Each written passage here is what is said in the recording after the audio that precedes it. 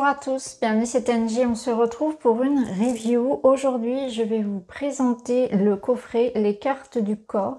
C'est la deuxième édition, il a été créé par Nicolas et Anne-Héna Bernard, donc on a 49 cartes et un livre.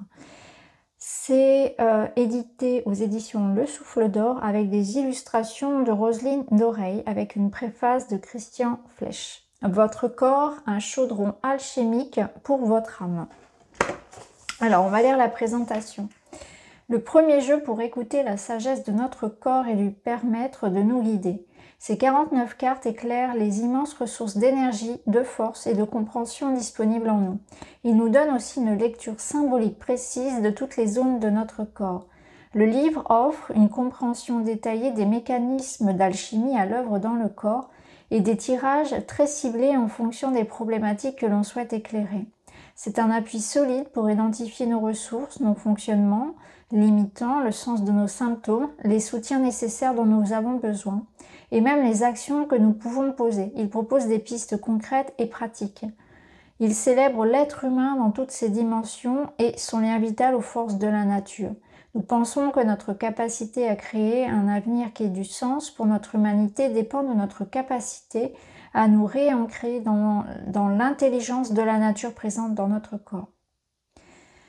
Ensuite, ici vous avez donc des témoignages d'utilisateurs et vous pouvez retrouver le site des auteurs, donc www.les9souffles.fr. Alors on va sortir les cartes. Donc les cartes arrivent dans un pochon. Voilà, on a deux catégories de cartes, on va y revenir. On va commencer peut-être par regarder le livre.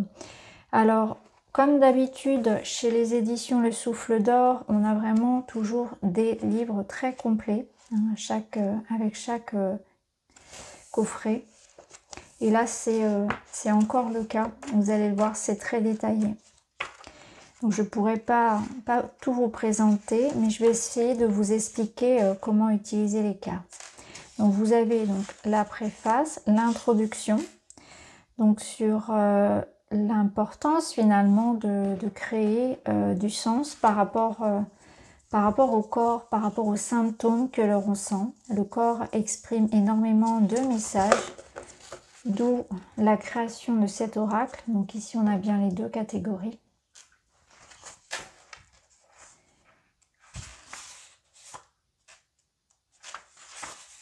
Et donc les cartes proposent plutôt un dialogue avec l'alchimie du corps. Donc c'est à notre connaissance le premier oracle du corps. Ses niveaux d'utilisation sont nombreux.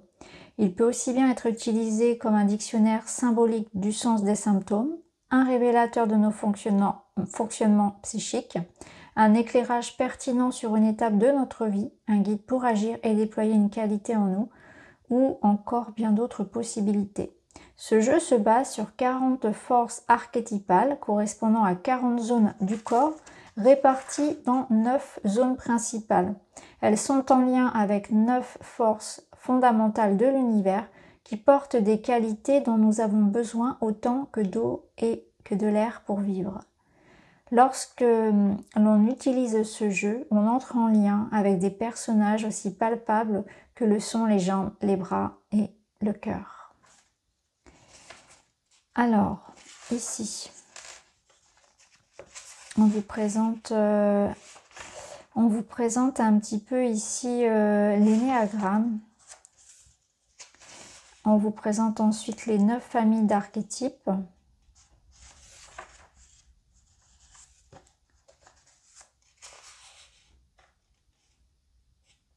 L'utilisation du jeu. Alors, ici c'est des conseils pour poser des questions claires, comment interpréter les cartes. Donc vous avez des conseils pour tout ça.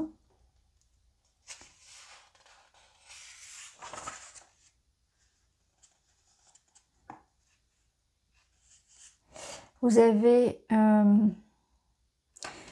avez les cartes archétypes en rouge, les cartes énergie du monde en bleu, Lorsque vous interrogez sur un état interne ou bien sur des ressources à l'intérieur de vous, vous consultez donc les cartes rouges, les archétypes. Lorsque vous voulez éclairer l'état d'une situation extérieure ou des ressources extérieures, vous consultez les autres cartes.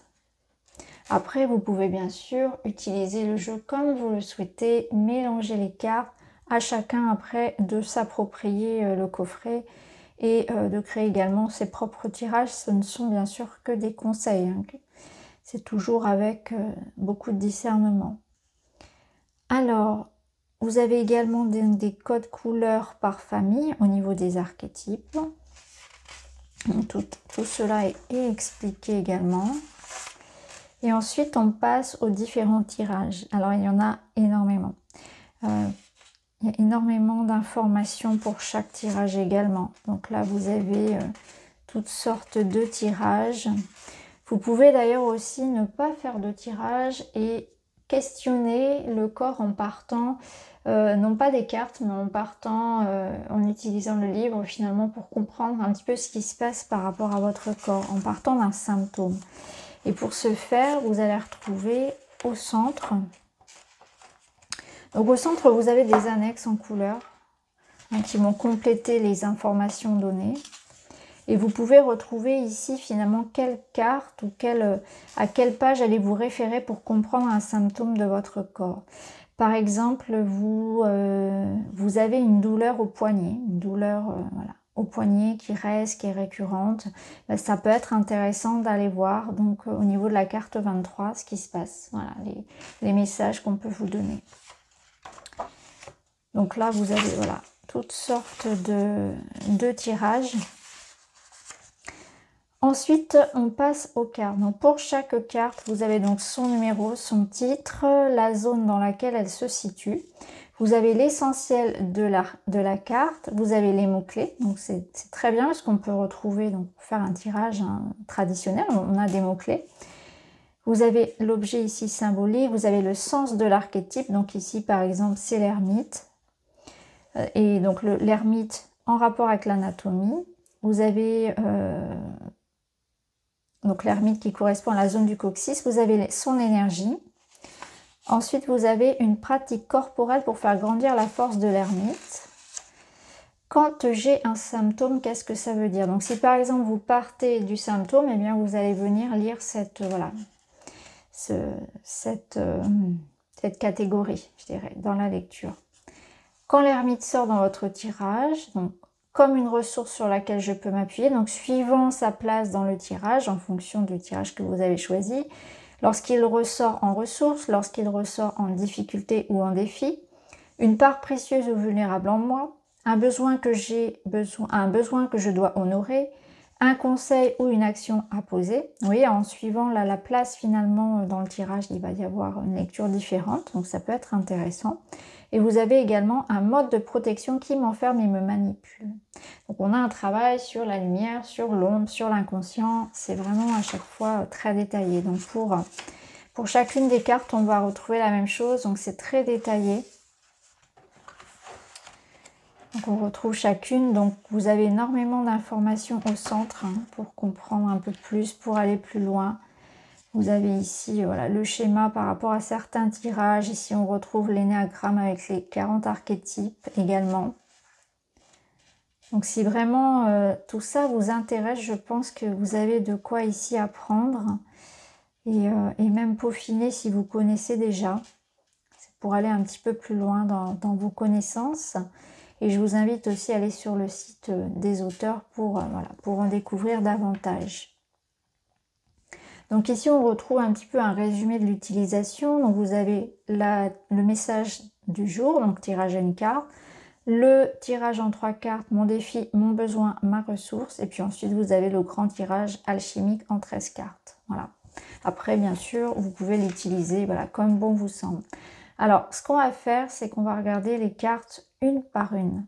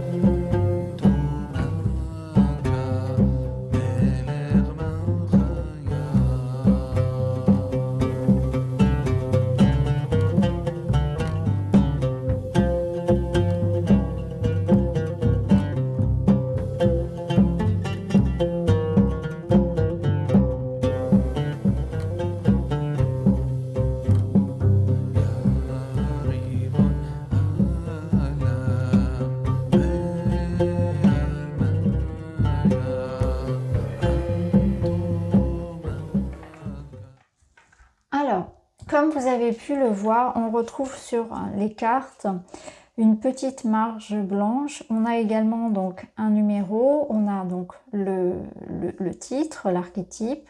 Vous avez ensuite une petite phrase et la zone du corps auquel ça correspond. Donc ça permet aussi de les utiliser déjà sans le livre, d'avoir déjà une compréhension voilà, de la carte et du message.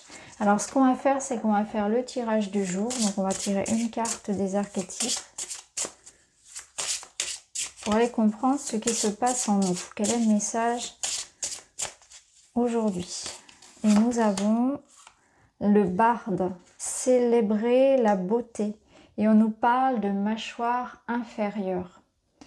Je vais aller chercher dans le livre plus d'informations. Donc c'est la carte 38.